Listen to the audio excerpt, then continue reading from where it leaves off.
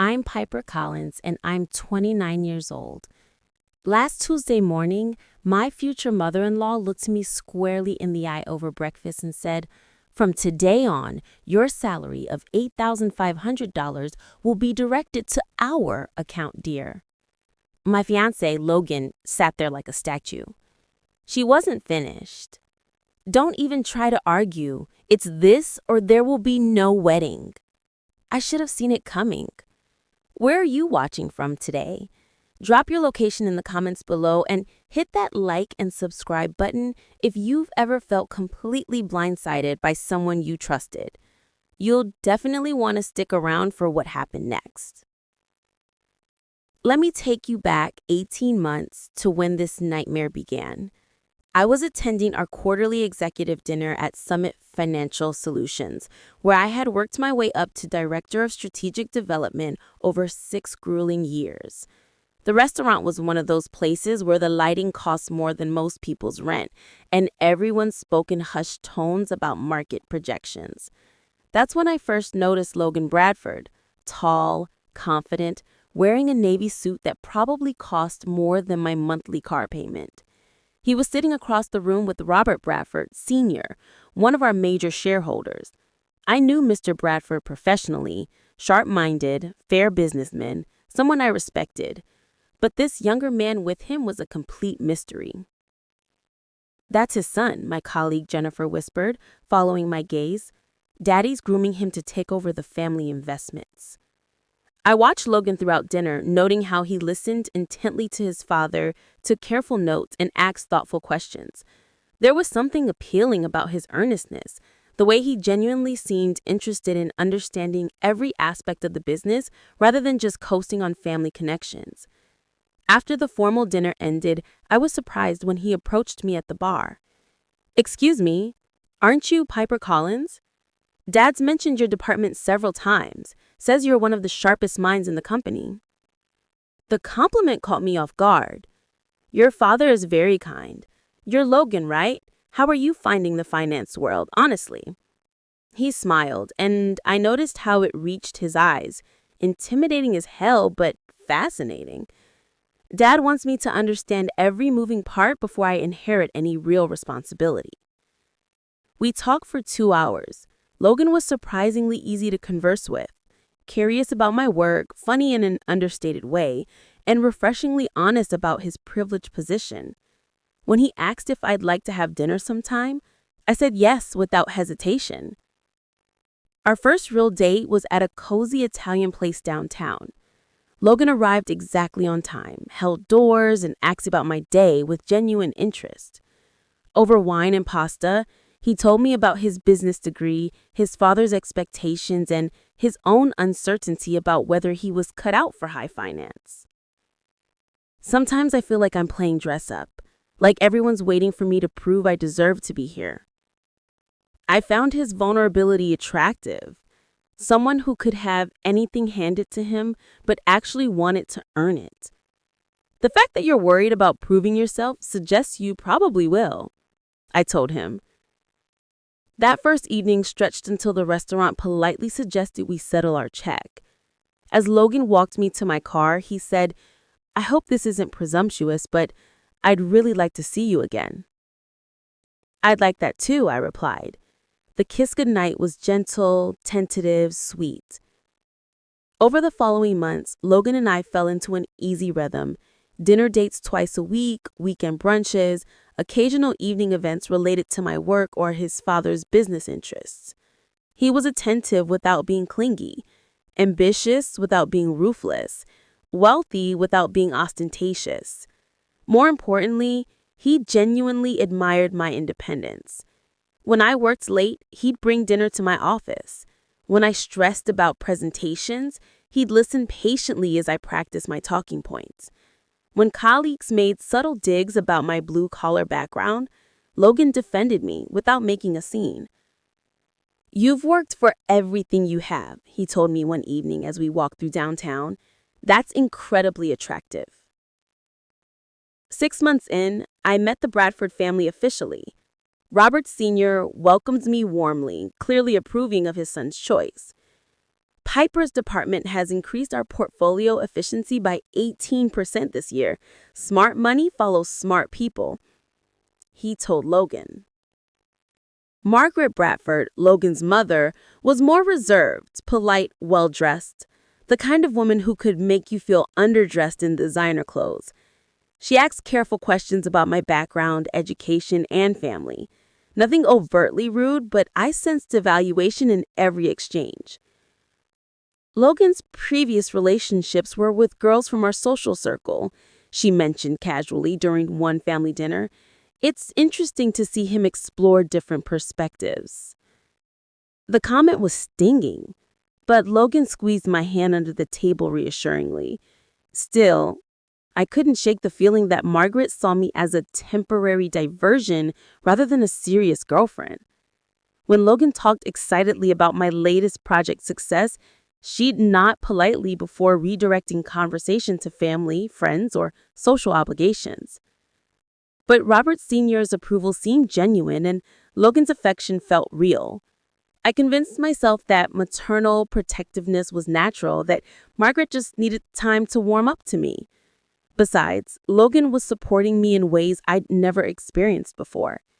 When I mentioned wanting to pursue additional certifications, he encouraged me enthusiastically. When I doubted my readiness for greater responsibility at work, he reminded me of my achievements. "You're going places, Piper," he'd say, "and I want to be there to watch you succeed." For the first time in my adult life, I felt like someone was truly in my corner, someone who saw my potential and wanted to help me reach it. What could possibly go wrong? 8 months into our relationship, Logan started talking about our future together, not in vague someday terms, but with specific plans and timelines. "I want to be established in the company before we get serious about marriage," he'd say over dinner. "I want to deserve you."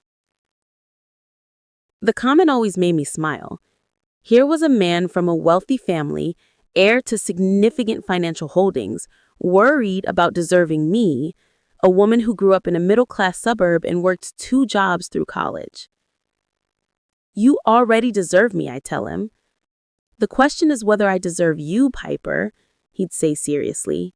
"You're the smartest, most driven person I know.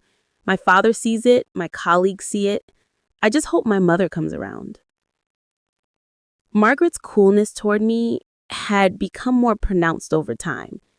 Though she maintained perfect politeness, at family gatherings, she'd seat me strategically away from Logan during dinner, engage other guests in conversations that naturally excluded me, or make subtle references to suitable matches for her son. "Logan's always been drawn to accomplished women," she'd say to family friends in my presence. Though, of course, there's a difference between professional competence and true sophistication. The barbs were expertly crafted, just ambiguous enough that calling them out would seem petty.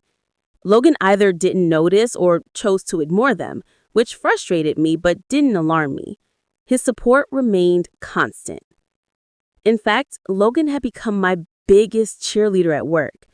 When I mentioned struggling with a particularly complex client portfolio, he'd offer insights from his business school training. When I prepared for challenging presentations, he'd help me anticipate questions. When office politics threatened to undermine my projects, he'd strategize with me about navigation techniques. "You should be running that place," he'd tell me regularly. "Your ideas are brilliant. Your execution is flawless. They're lucky to have you." His confidence in me was intoxicating. For someone who's always had to prove herself professionally, having a partner who recognized my abilities without qualification felt revolutionary. That's why Logan's announcement about applying for a position at Summit Financial caught me completely off guard. "Dad thinks it's time I get hands-on experience in the company," he explained over dinner at our favorite restaurant. "And there's an opening in the strategic development department." I nearly choked on my wine. "Strategic development? That's my department, Logan." "I know," he said quickly. That's actually part of why Dad suggested it. He says working with you would be the best possible training. You could mentor me, help me understand the day-to-day operations. The idea made me deeply uncomfortable. Dating the son of a major shareholder was one thing. Plenty of companies had similar situations. But working directly with him seemed like a recipe for workplace gossip and professional complications. Logan, I don't know if that's wise, I said carefully. It could create conflicts of interest, questions about favoritism. I've worked really hard to build my reputation there. His expression shifted slightly. Are you saying you don't want me at the company? I'm saying I'm concerned about how it would look, how it might affect both our careers. Piper, he said, reaching across the table to take my hand, we're talking about getting married. Our careers are going to be intertwined anyway.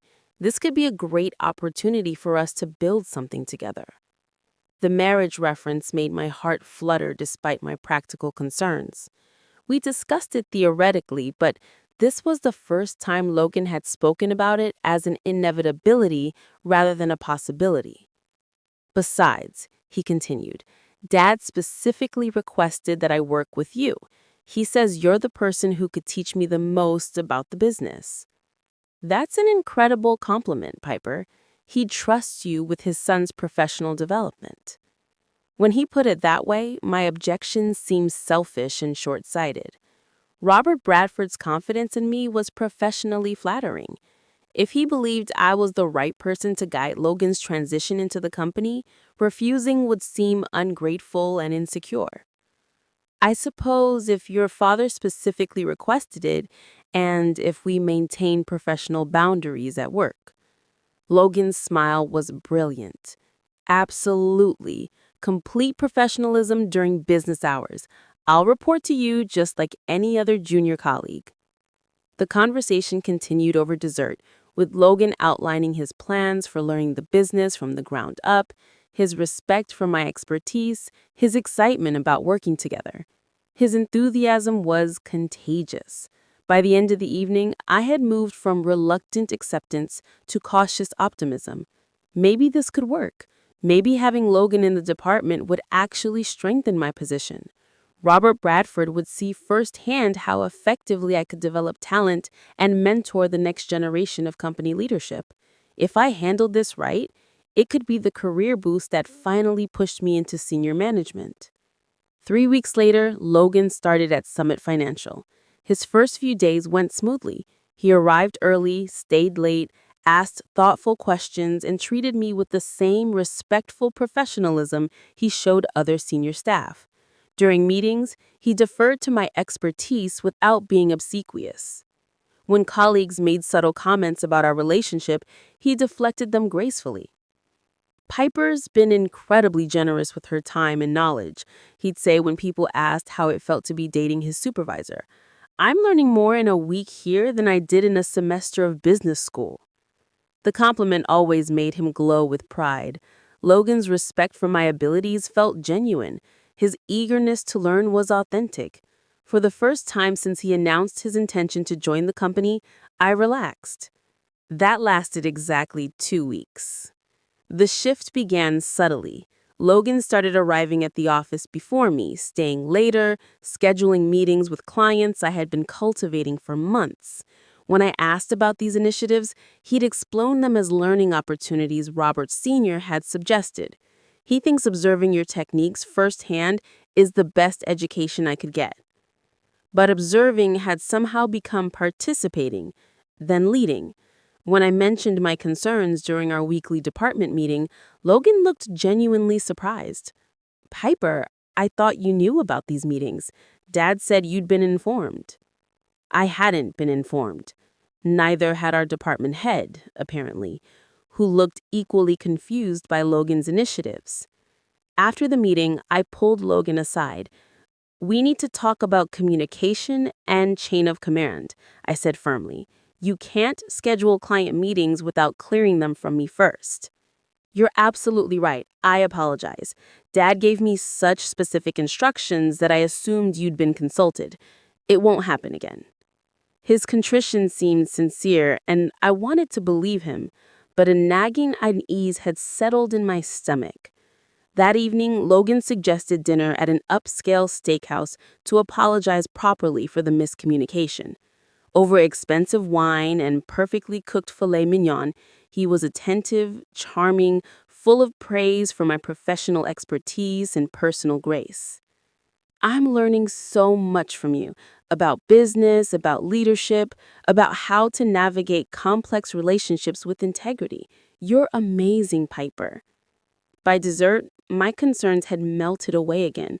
Logan was inexperienced, eager to please his father, and sometimes overzealous in his efforts to prove himself. These were minor growing pains, easily corrected with clear communication. I had no idea that he had already been having very different conversations with his father about my future at the company. The conversation that would destroy everything I'd worked for. 2 months after Logan joined my department, I finally felt like we'd found our professional rhythm.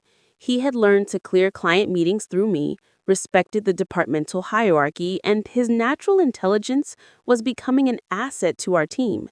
Better yet, his presence seemed to elevate my own standing with upper management.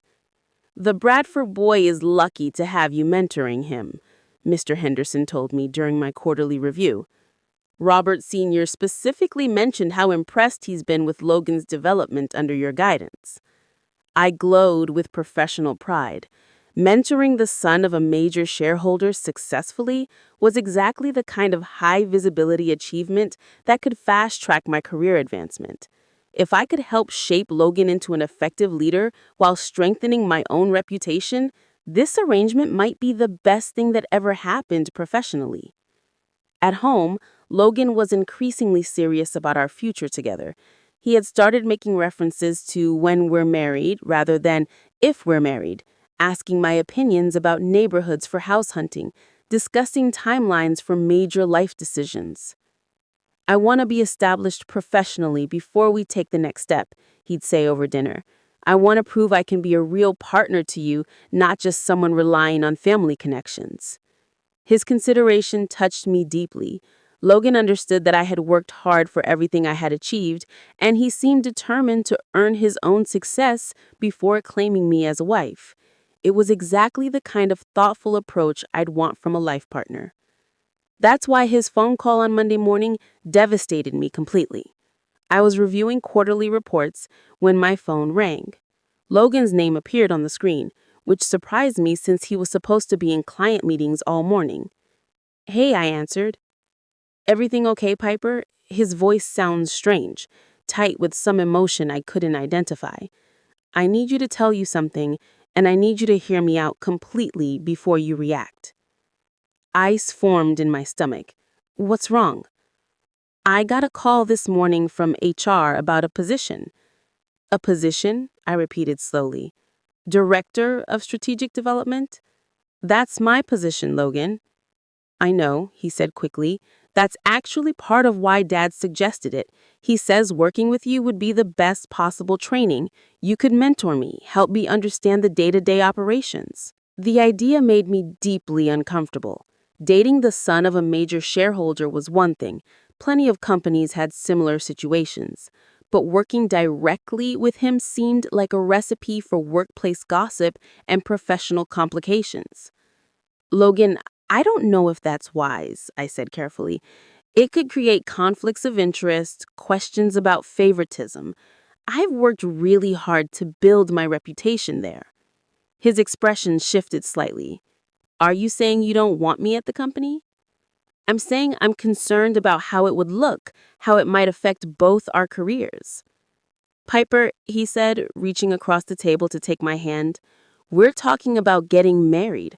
Our careers are going to be intertwined anyway. This could be a great opportunity for us to build something together." The marriage reference made my heart flutter despite my practical concerns. We discussed it theoretically, but this was the first time Logan had spoken about it as an inevitability rather than a possibility. "Besides," he continued, "Dad specifically requested that I work with you. He says you're the person who could teach me the most about the business." That's an incredible compliment, Piper. He trusts you with his son's professional development. When he put it that way, my objection seemed selfish and short-sighted. Robert Bradford's confidence in me was professionally flattering. If he believed I was the right person to guide Logan's transition into the company, refusing would seem ungrateful and insecure. I suppose if your father specifically requested it, and if we maintain professional boundaries at work. Logan's smile was brilliant. Absolutely. Complete professionalism during business hours. I'll report to you just like any other junior colleague. The conversation continued over dessert with Logan out. That's not what this was about, is it? My voice was rising and I didn't care who heard me. Your father is a major shareholder, Logan. You think it's a coincidence that his son just happened to be offered my job after 2 months of observing everything I do? Piper, please, you have to believe me. I'm as shocked as you are. Are you? I asked coldly, because you accepted the position pretty quickly for someone who was shocked. There was a long pause. When Logan spoke again, his tone had shifted from apologetic to defensive. Look, I understand you're upset, but maybe this is happening because maybe you weren't as irreplaceable as you thought you were. The cruelty of the comment took my breath away. What did you just say to me? I'm sorry, he said immediately. That came out wrong. I just meant that if they're making this change, maybe there were issues you weren't aware of. Issues like what, Logan? Issues like dating your boss's son? Issues like training my replacement without knowing it? That's not what this is. Then what is it? I demanded. Explain to me how your father, who's been impressed with my work, suddenly decided I needed to be replaced by his son. I don't know, Logan said, but his voice lacked conviction. You don't know or you don't want to tell me. Another pause, longer this time. Piper, Dad did mention that he thought I might be ready for more responsibility soon, but I never imagined it would happen like this. More responsibility soon, I repeated flatly. How soon, Logan? How long have you and your father been planning my professional demise? It's not like that. What is it like, then? Because from where I'm sitting, it looks like I've been training my replacement, sleeping with my replacement, and falling in love with my replacement. You still have a job, he said weakly. They're not firing you. I laughed, a sound completely devoid of humor. Oh, how generous. I'm sure there's a lovely junior position available somewhere in the company. Maybe I can work for you now, Logan. Wouldn't that be a fun reversal? No, I interrupted. Don't say my name.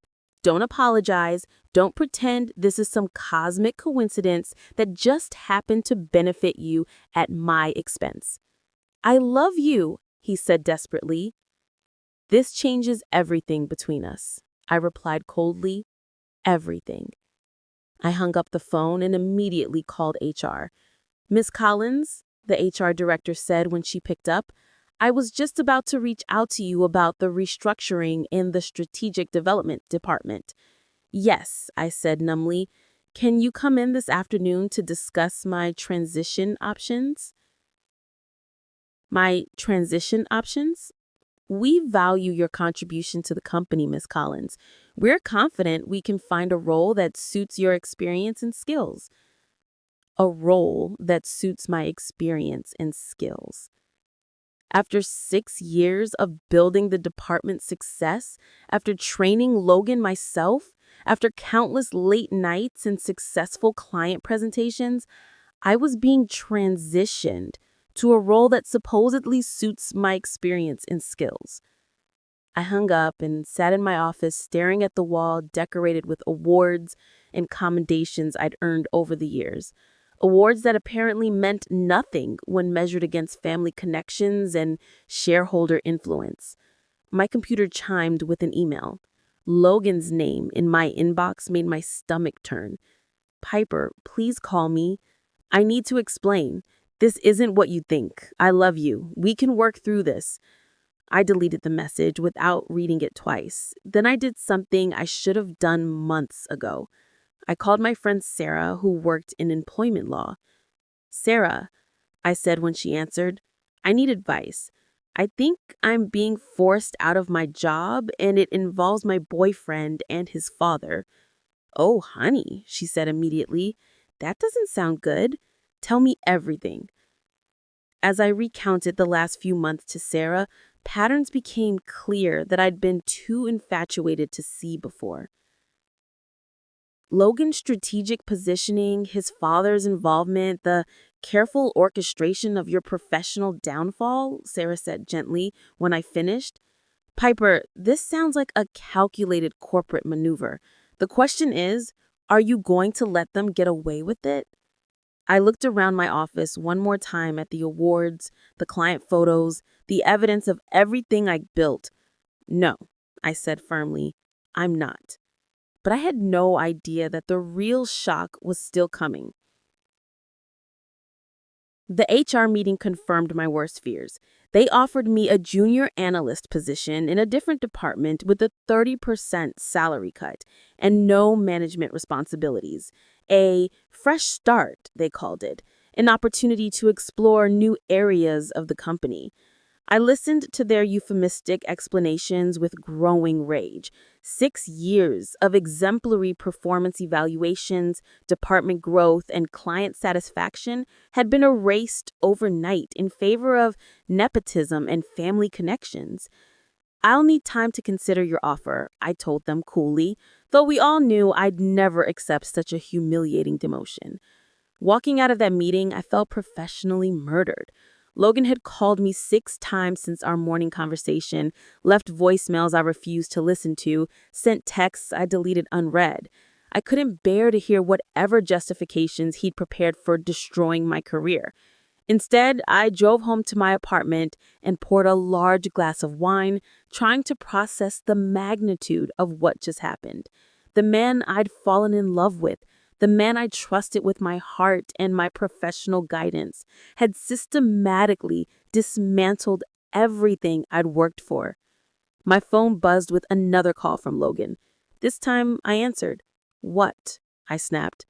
"Piper, thank God. Please, I need to see you. I need to explain what really happened."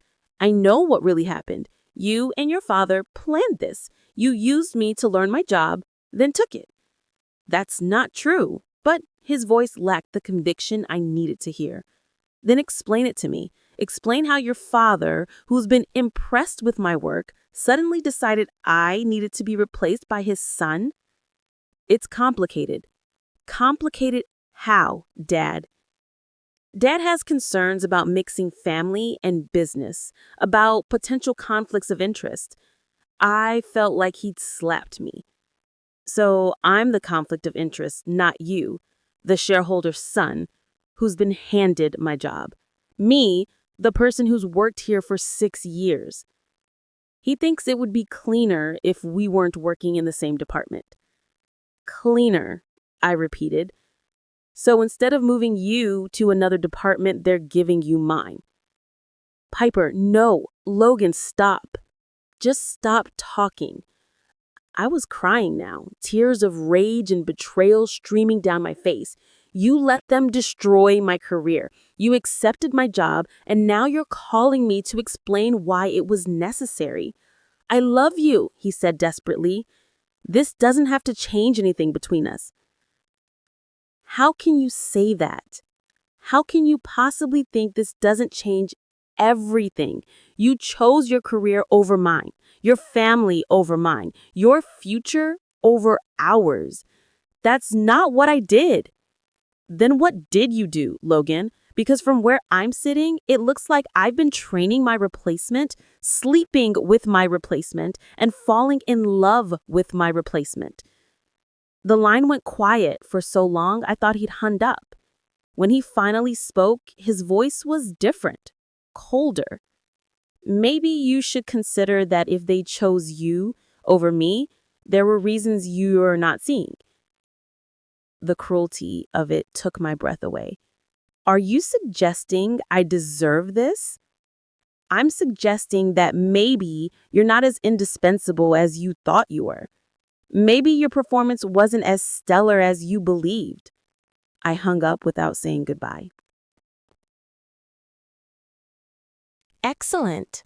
Your new office is on the 15th floor, executive level. We'll have your things moved up today. As I left the boardroom, my phone buzzed with a call from Logan. This time, I answered immediately. "Piper," he said, his voice hollow. "Did you hear about my termination?" "I just came out of the board meeting," I said carefully. "Dad fired me because of you," he said bitterly. "Because you complained about me getting your job, Logan?" "I never complained to your father. I haven't spoken to him since this started." "Someone did. Someone convinced him that I was unqualified, that you deserved the promotion instead. Maybe he realized it was true." "This is all your fault," he said, his voice rising. "I lost my job because of you. I lost my job because you accepted a position you weren't qualified for," I replied evenly. "I lost mine because your family decided to play games with my career. Now I'm getting it back with interest." "I hope you're happy," he said coldly. "I am," I lied. Despite the professional victory and vindication, I was heartbroken. The man I'd loved had revealed himself as someone I didn't recognize. "Piper," Logan said, his voice suddenly desperate again. "I'm sorry. I'm so sorry. I love you. We can get through this. Let me take you to dinner tonight. Let me explain everything." I looked around at my old office, soon to be packed up and moved to the executive floor. A career I'd almost lost and had now recovered spectacularly. "Okay," I said softly. "Dinner tonight." "Really? Really?" Despite everything, part of me still hoped we could salvage something from the wreckage. Part of me still believed the man I'd fallen in love with was real, buried somewhere beneath the corporate manipulation and family pressure. I thought love might be enough to overcome betrayal. I was wrong about that too. But dinner would lead to something I never expected, something that would change everything again. Dinner that night was at Marcel's, the French restaurant where Logan had first told me he loved me 6 months earlier. He'd chosen the location deliberately, an attempt to recreate the intimacy and trust of happier times. Logan was waiting when I arrived at the table, looking haggard in a way I'd never seen before. His usually perfect hair was disheveled, his shirt wrinkled, his confident posture replaced by nervous energy. "Piper," he stood as I approached the table. "Thank you for coming. I wasn't sure you would." I sat across from him, studying his face for signs of the man I'd fallen in love with. "I almost didn't. I need you to know how sorry I am. About everything. About the job situation, about what I said on the phone, about how this all played out." "Which part are you sorry about, Logan? Taking my job or getting caught?" He winced. "I'm sorry for hurting you, for not protecting you, for not being honest about what my father was planning." "So you did know." He was quiet for a long moment. I knew Dad was considering changes in the department. I knew he wanted me to take on more responsibility. But I swear to you, Piper, I didn't know they were planning to replace you until HR called me yesterday morning and you said yes immediately. I panicked. Dad had been building up to this for weeks, talking about my future with the company, my readiness for leadership roles. "So you disappointed me instead." "I made a terrible mistake," he admitted, reaching across the table to take my hand. "I didn't pull away, though I wanted to. I should have consulted you first. I should have considered how it would affect your career. You should have declined the position entirely." "You're right," he said immediately. "You're absolutely right. I was selfish and short-sighted and completely wrong." The waiter appeared to take our orders, providing a momentary respite from the emotional intensity. Logan ordered wine, a good vintage, expensive. Another gesture aimed at recreating better times between us. "Tell me about your day," he said when we were alone again. "About the promotion. It's everything I've worked toward for years," I said carefully. "Senior director, expanded responsibilities, significant salary increase. Your father was very generous." Logan's jaw tightened slightly. "Dad feels guilty about what happened. He's trying to make amends." "Is that what you think this is?" "Guilt, isn't it?" I sipped my wine, considering how much to reveal. "Your father told the board that your qualifications for leadership had been overestimated, that yours had been consistently undervalued." "He said that in front of everyone?" "Yes." Logan stared into his wine glass. "He destroyed my reputation to save yours." "Maybe he told the truth to correct a mistake," Logan said, his voice bitter.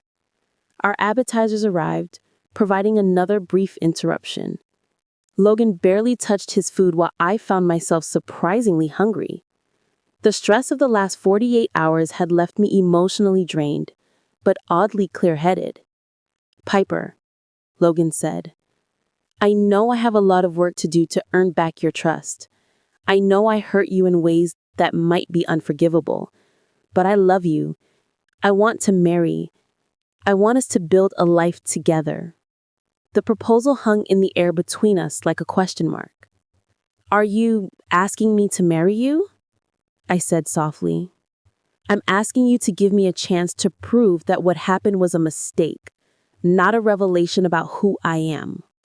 I studied his face for signs of sincerity or manipulation. Logan seemed genuinely remorseful, genuinely frightened of losing me. But then again, he'd seemed genuine about many things that had turned out to be calculated. "If we were to move forward," I said carefully, "things would have to be different." "Anything," he said immediately. "Whatever you need. Complete honesty about your family, about business, about everything." "Done. And boundaries with your parents regarding our relationship." "Absolutely. And time. I need time to trust you again, Logan. I can't just pretend this didn't happen." "I understand." The waiter returned to clear our plates and offer dessert. Logan declined for both of us, apparently eager to continue our conversation. "Piper," he said, pulling a small velvet box from his jacket pocket. "I bought this 3 weeks ago. Before any of this happened, I was planning to propose at the end of the month after I'd proven myself at the company." My heart stopped.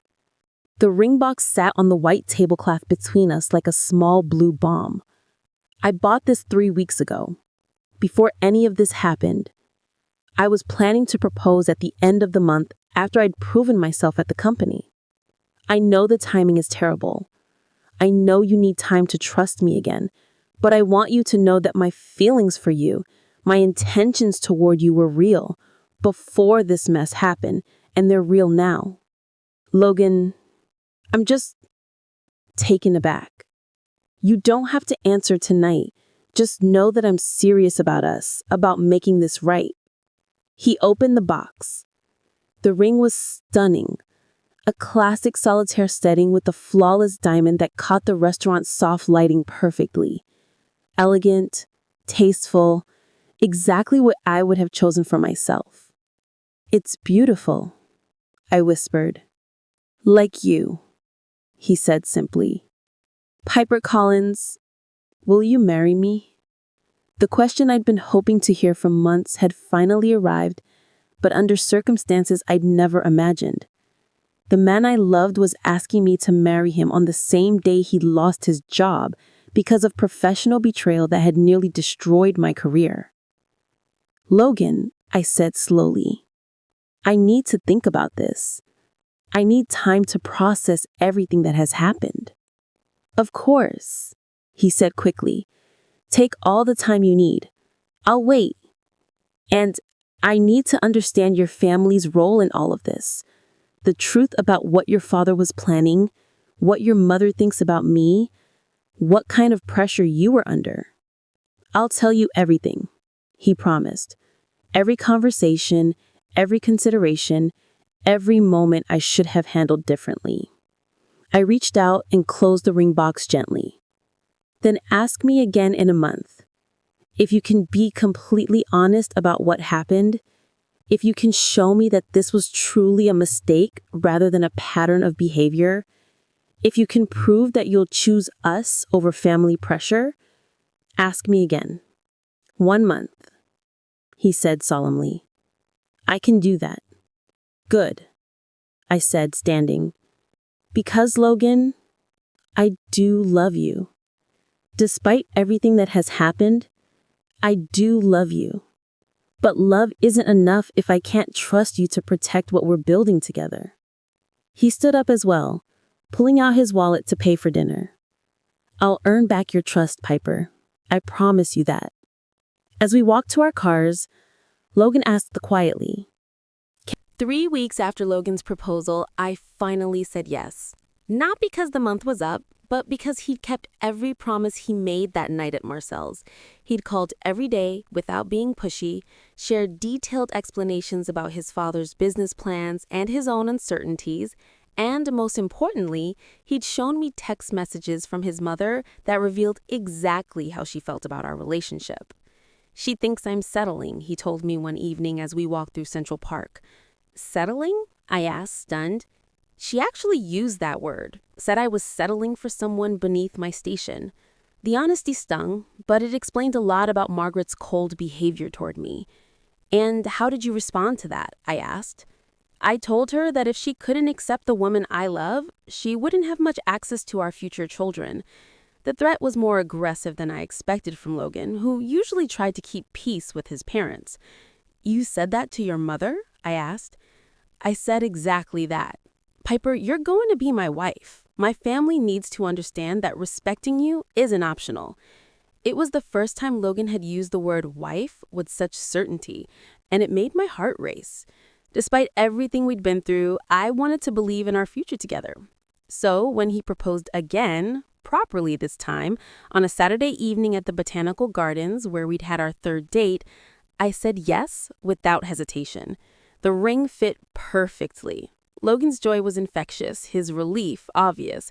As he spun me around in the garden gazebo, I allowed myself to believe that we'd weathered the worst storm our relationship would face. I was spectacularly wrong about that.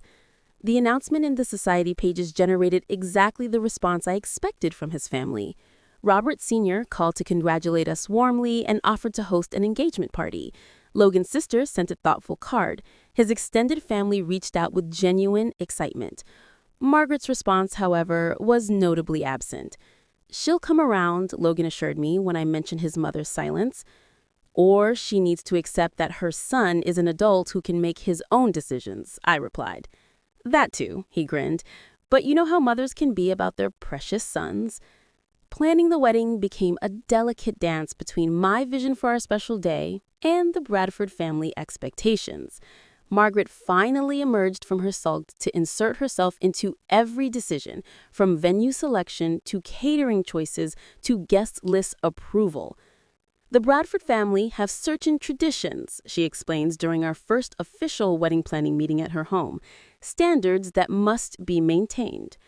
I bit my tongue and smiled politely as she outlined her requirements: a formal church ceremony, a reception at the country club, an orchestra rather than a DJ, and specific floral arrangements that complemented the Bradford family colors. Of course, we'll pay for everything, she added, as if this generosity justified her controlling behavior. That's very generous, I said carefully, though Logan and I would like some input into the details. Margaret's smile didn't reach her eyes. Naturally, dear, though I do hope you'll trust my experience with these matters. I've planned several weddings in our social circle. Logan, to his credit, pushed back against some of his mother's more extreme demands. When she insisted on a guest list of 300 people, mostly Bradford family friends and business associates, he negotiated it down to 150. Piper has family and friends too, he told his mother firmly. This is our wedding, not a Bradford family networking event. Still, the final guest list was heavily weighted toward people I'd never met, and the venue, the city's most exclusive country club, felt more like Margaret's second wedding than mine. The dress shopping experience epitomized our entire relationship dynamic. Margaret had made appointments at 3 boutiques she selected, all featuring traditional, conservative gowns she thought appropriate for a Bradford family bride. Something classic, elegant, appropriate for our family's position in the community. I tried on gown after gown, all beautiful and expensive, but completely wrong for my personality. This one is perfect, Margaret announced as I emerged from the dressing room in a cathedral train ball gown that made me feel like I was wearing a costume. So sophisticated, so wrong. Logan, who'd been largely silent during the appointment, finally spoke up. Piper, what do you think? Do you love it? It's beautiful, I said diplomatically, avoiding the direct question. But do you love it? He pressed. I looked at myself in the 3-way mirror, seeing a stranger wearing someone else's dream dress.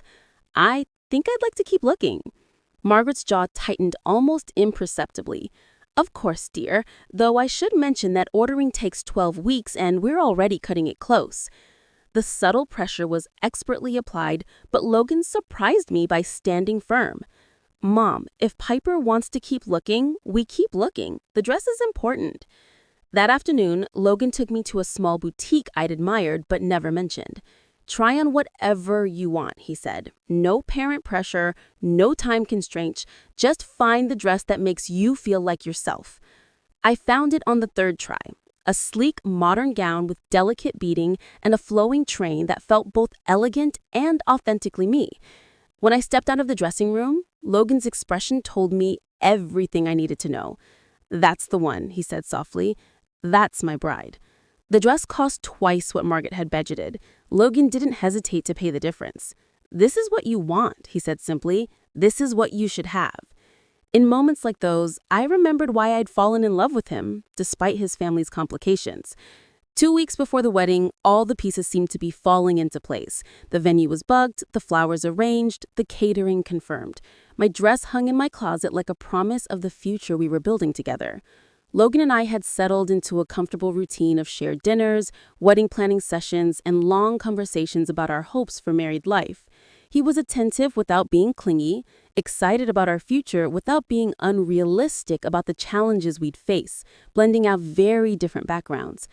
I know my family can be difficult, he told me one evening as we reviewed the final guest count, but I need you to know that you come first, always. Whatever happens, whatever pressure they apply, you're my priority. I know that, I said, and I meant it. Logan had proven his commitment to me repeatedly over the past few months. What I didn't know was that Margaret Bradford had one final test planned for our relationship, a test that would reveal exactly what kind of man I was really marrying and what kind of family I was about to join. The morning of our wedding dawned crisp and clear, exactly the kind of October morning I dreamed of when we first set the date. The hotel suite was filled with autumn flowers, my dress hung perfectly pressed by the window, and my bridesmaids were due to arrive in an hour for champagne and preparation photos. I should have been nervous, excited, overwhelmed with bridal emotions. Instead, I felt strangely calm as I sipped my morning coffee and watched Logan sleep peacefully in the bed beside me. In a few hours, I'd officially become Mrs. Logan Bradford, joining one of the city's most prominent families. The thought should have thrilled me. Instead, it felt surreal. Logan stirred as sunlight crept across the bed. "Good morning, Mrs. Bradford-to-be," he said sleepily, pulling me closer. "Good morning, Mr. Bradford," I replied, letting him kiss my neck softly.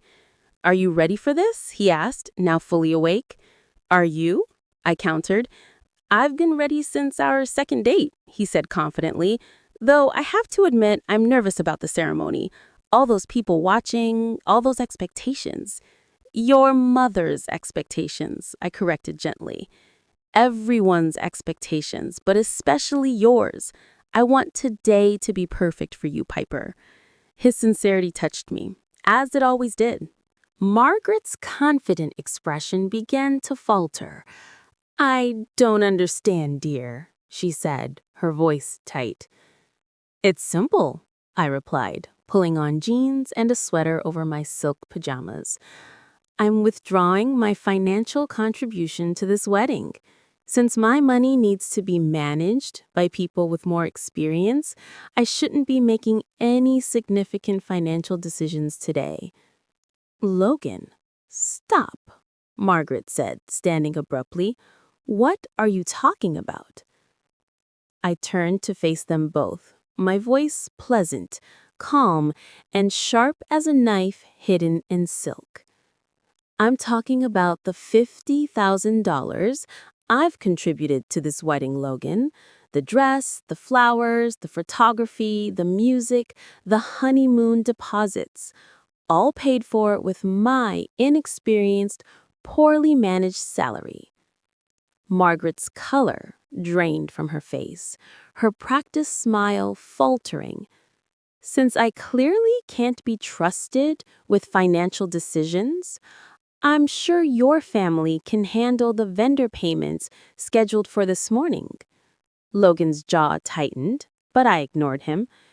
"It seems only fair that the family with more experience managing significant money should take over today's financial responsibilities entirely. After all, I wouldn't want to make a mistake, would I?" Margaret's lips pressed into a thin line.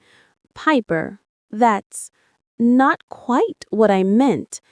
"Exactly what you meant," sweetly. Pulling a small envelope from my robe pocket. "All checks for today's vendors. I've signed them over to you, Margaret. You're in charge. The elegant and financially savvy Bradford matriarch will manage everything perfectly, I'm sure." Logan's eyes widened. "Piper." I held up a hand, stopping him. "Relax, Logan.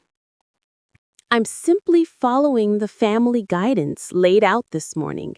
Mom knows best. She insisted I lacked the proper experience, so naturally she should handle it." Margaret blinked, her poise cracking under the weight of my polite defiance.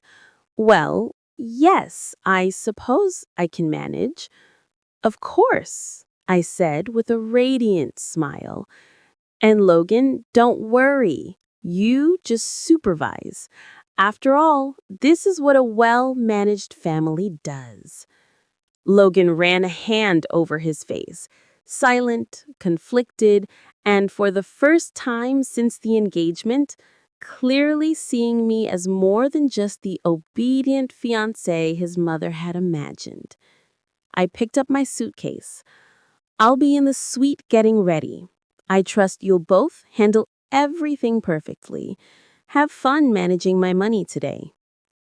And with that, I left the room, leaving Margaret and Logan staring at each other in stunned silence. For the first time, I felt the tiniest thrill of satisfaction. Today, I wasn't just the bride. I was the one setting the rules. I shook my head slowly. "Not yet. Logan needs to understand something first." Jennifer raised an eyebrow. "And what exactly is that?" "That respect isn't optional. Autonomy isn't optional.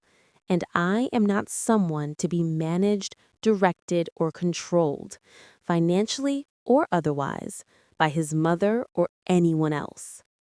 I spent the evening settling into the extended stay hotel, unpacking the essentials and letting the adrenaline drain from my body. The sense of calm was almost surreal after the chaos of the morning. For the first time in months, I felt like I had full control of my life again. The next day, Logan finally reached me. His text messages had been relentless overnight. "Piper, please, let me explain. I can fix this. I can—" I didn't respond. By late morning, he was calling, leaving voice messages filled with desperation and confusion. "Please, Piper, This isn't what I meant. I love you. We can work this out. Call me. I let it go to voicemail. Instead, I called Sarah Mitchell, our wedding coordinator. How bad is it? I asked calmly. Well, she said carefully, most vendors are waiting for the Bradford family to clear the payments. A few essentials were covered by pooled funds, but the reception is still technically on hold.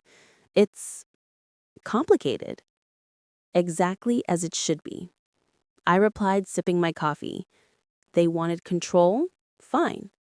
They get the consequences of their control. By mid-afternoon, Logan showed up at the hotel. He didn't call ahead, he didn't text, he just appeared in the lobby, looking every bit the man caught between panic and disbelief. "Piper," he said, breathless, "we need to talk, now." I looked him over coolly. His hair was mussed, his suit slightly wrinkled, his expression a mixture of frustration, fear, and something I couldn't quite read. I let him lead me into the hotel cafe. "I'm listening," I said flatly. "I know you're angry. You're right to be angry," he began, hands trembling slightly. "But you misunderstood. My mom, she didn't mean for this to go that far. She wanted to help, not control, not you. Piper, I should have said something. I should have stopped it." I shook my head. "You didn't. You let it happen. You watched her attempt to strip me of my autonomy and said nothing. That's the problem, Logan. Not her proposal, your silence." I panicked," he admitted, voice low. "I wanted to keep peace. I didn't want a confrontation. But I see now that by doing nothing, I failed you." "Exactly," I said. "Actions, Logan. Words don't mean anything anymore. Not when my future, my independence, my dignity was on the line." He sat back defeated. "What do you want me to do?" "I want to know if you will ever put me first. Not your mother, not your family's reputation, not the expectations of society. Me, my career, my life. Can you do that?" Logan's gaze softened. "Yes. Yes, Piper. I can. I will. I don't want to lose you over their arrogance. I'll fight for us. Your rules, your terms." I studied him for several long seconds. Part of me wanted to believe him, wanted to let go of months of hurt and cling to the man I had once loved, but trust wasn't rebuilt overnight. "So," I said finally, "prove it. Show me you put me first. Not because of what I say now, but because of what you do next. If I see your actions match your words, then we'll talk about a future. Until then, I'm protecting myself. Just as I should have done from the beginning." He nodded slowly. "I understand." I left the cafe, letting the buzz of the city wash over me. For the first time in weeks, I felt the freedom to think clearly. The wedding was gone, the Bradford family had learned an expensive lesson, and Logan had been given a chance to prove himself. Not to his mother, not to the world, but to me. I didn't know if we'd reconcile. I didn't know if we'd survive. But for the first time, I felt completely certain that whatever came next, I would never compromise my autonomy again. And that, more than any ring or ceremony, was worth everything. For the next 2 hours, I presented a comprehensive case. Every claim I had made in the email was backed by documentation. Emails, internal memos, client communications, and time-stamped records of Logan's access to confidential materials. I showed how he had repeatedly been given information he was not authorized to see, and how attempts were made to obscure these actions under the guise of training or mentorship. When I finished, the room was silent for a moment. Then the chairman spoke. "Miss Collins, your evidence is thorough and compelling," he said. "We've reviewed your documentation and it supports your claims. You've clearly acted within your rights to disclose conflicts of interest." A ripple of murmurs moved through the board members. I kept my expression neutral. "However," the chairman continued, "the situation has escalated quickly. We will need to formally investigate Logan Bradford's conduct and the extent of his father's involvement in company affairs. In the meantime, you will be insulated from any professional retaliation. Your position and responsibilities remain intact, and the board has asked me to ensure you have full support." I felt a quiet sense of vindication wash over me, not just for myself, but for the principle I had defended: autonomy, transparency, and integrity. One board member, a longtime senior executive, leaned forward. "Ms. Collins, if this had not been addressed, our clients would have been at risk. They trust us with sensitive financial information. You've prevented a potential breach and safeguarded the firm's reputation." I nodded. Exactly. This isn't personal, it's professional. The personal entanglements were the catalyst, but the core issue has always been proper corporate governance. By Thursday, word of the conflict had spread throughout the financial community. Calls, emails, and messages poured in from colleagues and competitors alike. The consensus was clear. Piper Collins had demonstrated not only courage, but also remarkable professionalism under pressure. And Logan? His threats of legal action had not materialized. He had apparently begun realizing that pursuing defamation charges against someone who could substantiate every claim with evidence was, at best, a risky gamble. I finally called Jennifer in the evening, exhaustion weighing on me. "It's over, Jen. Professionally, at least. The board is on my side and the industry is watching. Logan's reputation will recover maybe, but not without lessons learned." Jennifer laughed softly. "I'm just glad you're okay. And honestly, you've made history in your office. That was brilliant." I allowed myself a small smile. Sometimes you have to let the chaos of someone else's arrogance clear the path for justice. And sometimes the best revenge is proving that you don't need them to succeed. I poured myself a glass of wine, looking out at the city skyline. The wedding was gone. Logan was gone. But my career, my integrity, and my independence, fully intact. And for the first time in weeks, I felt truly free.